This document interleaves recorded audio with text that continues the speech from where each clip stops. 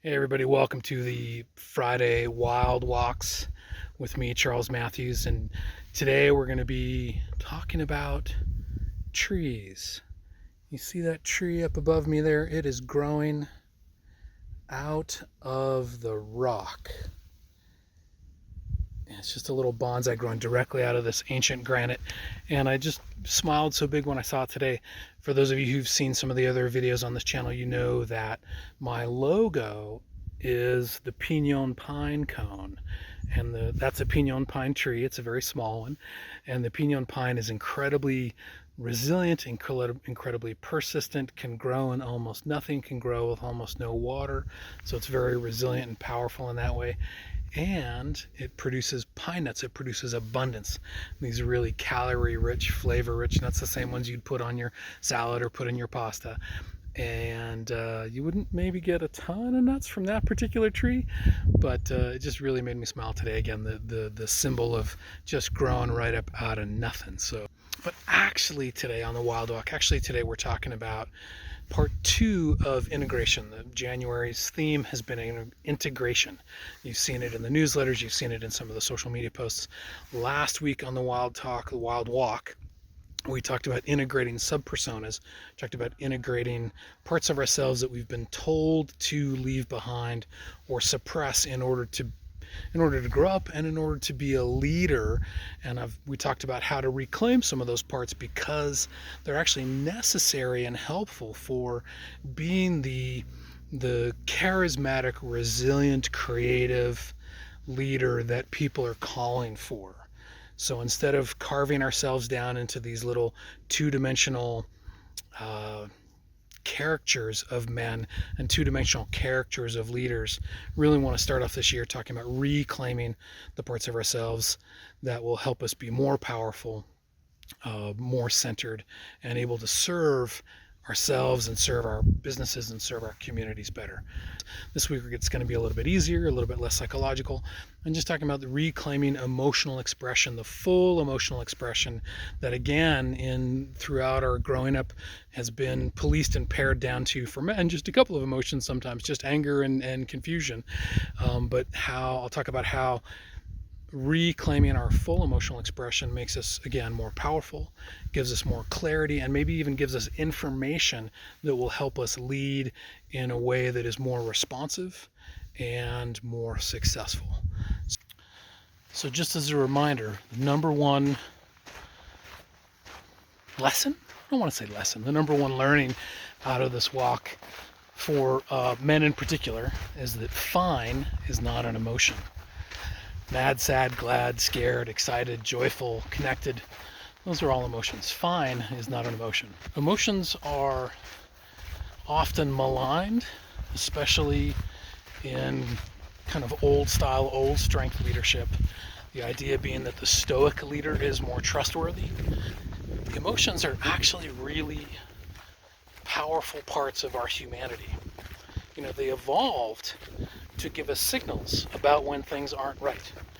Right? The most basic emotion might be fear, but also joy and happiness evolved in response to abundant food resources or, frankly, mating opportunities. So emotions are just signals about whether or not we're getting our basic needs met. And as we evolved into more complex humans, our needs became a little more complex around connection, belonging, control, freedom, and fun. And when we have an emotion, it's just a sign that we're not getting one of those basic needs met. And emotions are really important tools for us connecting to one another as human beings.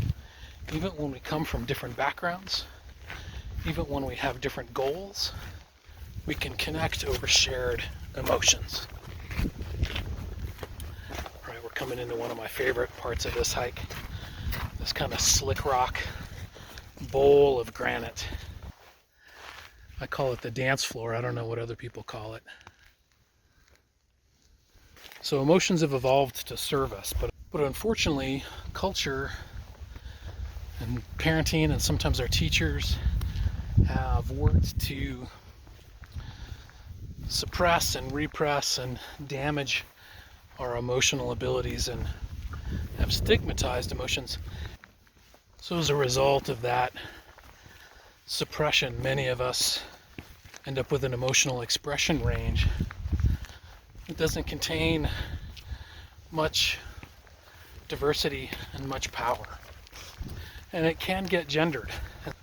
As I mentioned earlier, men sort of get conditioned and rewarded only for feeling or expressing anger, and women's emotional expression is also narrowed so that they're not allowed, or they're sanctioned or stigmatized if they express rage, if they express anything other than the softer emotions.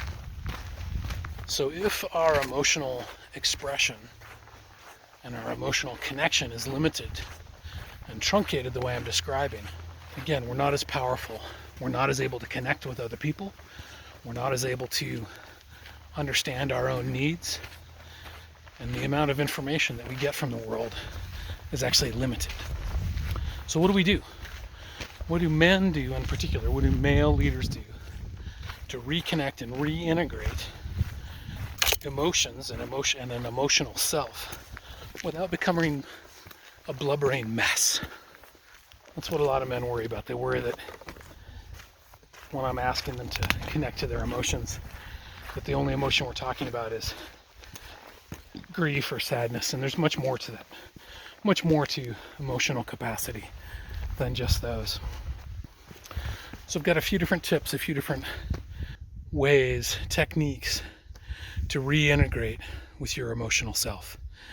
And one is just to set your phone or your smartwatch or some sort of alarm so that 4 times a day you actually identify how you're feeling in the moment. And remember, fine is not an emotion. Some simple emotions to identify are, like I said earlier, mad, sad, glad, excited, scared, joyful, connected. So if at the start that's all you can do, that's great. And I even encourage you to write it down. Start keeping a really simple journal. It could be a very small journal. It could be a stack of sticky notes where you just write down 4 times a day what you're feeling in that moment. See if you notice any changes. And I encourage you for the first week or 10 days to not worry about that emotion. Just write the first one down that comes to mind. Don't dwell on it. Don't ponder it. Don't judge it. And then after a week or 10 days, start including a little bit of a visualization with that emotion. Just imagine that it passes through you, that it's not attached to you. Something that seems to be true about human psyche is that what we suppress or repress gets stuck in us. And so for a lot of us, our emotions don't flow through us, don't pass through us. They're just supposed to be signals. They're not supposed to become a mood, a depression, a rage, an unending ecstasy. That's not what emotions are for. So in week 2, you should ideally be noticing your emotion and just letting it pass through, letting it be different later. My second exercise for anybody who's looking to integrate some more emotional clarity and power is to start expanding your emotional vocabulary. And I'm going to put a link to an emotions wheel in the links below, in the comments below in this video. And as you look at it, you'll notice that there are the coarse-grained emotions: mad, sad, glad, scared, excited, whatever they might be. But there are also sort of finer-grained, more specific emotions that stem off of those. You might look at that wheel and say, well, the coarse-grained emotion I'm feeling is sad. But a finer-grained emotion is disappointed, or even lonely, or disconnected. You might say, I'm feeling happy. And a more fine-grained emotion is anticipating, because something new is coming your way. The reason that developing a larger emotional vocabulary is powerful is that you can use it to connect more with yourself and connect more with others. Just telling somebody you're mad doesn't give them as much information as saying, I'm really frustrated and concerned, or I'm really feeling joyful and connected.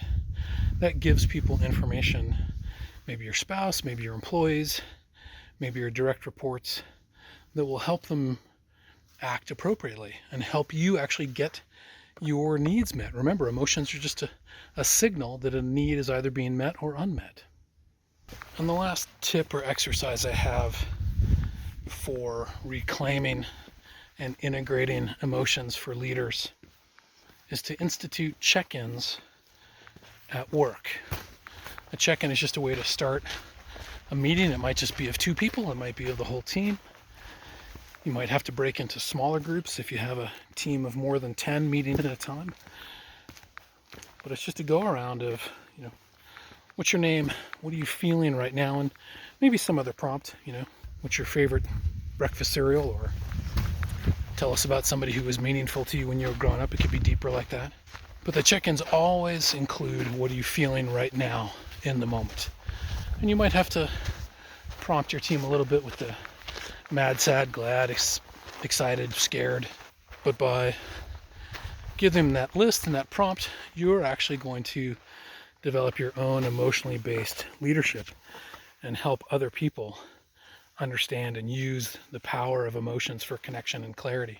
I'm also going to put a link in the comments, in the description, to a blog post I wrote about integrating emotions at work, and in particular the ins and outs and pros and cons of using check-ins.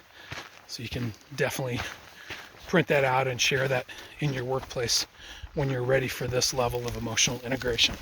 Teams that are on the same page emotionally are more powerful and resilient and engaged. So what are you going to get for all of this work? What's the payoff, right? What's the return on investment for dealing with scary emotions? I already mentioned the payoff of teams being more engaged and coordinated through emotional camaraderie, essentially. But emotions and emotional clarity, emotional reintegration, will also give you, the leader, access to information that we lose when we suppress our emotions. You'll have information about when your needs are being met and when they're not being met. And when you drill down a little bit, you'll be able to take action to get those needs met. And I'll provide an example of that in just a little bit. You'll also get power and from clarity. In particular, you're going to be able to diffuse and resolve conflicts much more easily when you're able to identify your own emotions and needs, make them clear to the people that you're in conflict with, and you're going to start being able to guess at other people's emotions and needs and help identify those and get to the root of the conflict much, much more quickly. It's going to save you tons of time. Emotional integration is also going to help reveal and resolve any internal blocks you might have, and this has been a really powerful part of my learning and growth. I often find when I'm not in touch with my emotions, I might be feeling, or I might be exhibiting really scattered, unfocused behavior. I might be procrastinating on a particular task. I might be really inefficient. And when I take a moment to ask myself, what's going on and what am I feeling? Sometimes what I find out is that there's some part of that task that is not meeting my needs, or I haven't figured out a way to help it meet my needs. So I'm feeling anxious and unconnected to my higher, more powerful self. Sometimes it's a partnership that I shouldn't be in. Some part of me knows that this other person or this other organization isn't right for me. Sometimes it's because I feel like I don't know how to do that particular task very well, and so I've just been avoiding it because I fear it. I fear acting ignorantly and feeling ashamed of the outcome. So when I can identify that emotion, then I can make changes. I can make changes to that partnership or draw boundaries about how I'm interacting with that other person or that other organization. And I can gather information so that I feel less ignorant and less unskilled about the particular task, or I can ask for help. Maybe even somebody else can do that task instead of me. So instead of floundering around, wondering why I'm not making any progress, by reintegrating my emotions and connecting with them, I can find a way forward that's more powerful and often quicker. So we've talked about the power of emotions, how they can bring you clarity, information, and connection with others. And we've talked about 3 different exercises you can use to reintegrate your emotional ability. Men have relational and emotional abilities. We've just been talked out of them. And you know that fine is not an emotion. So next time someone who loves you asks you how you are, take a little breath, pause, tell them the truth. Tell them something that's true for the whole authentic human that you are. Thanks for coming on this hike with me.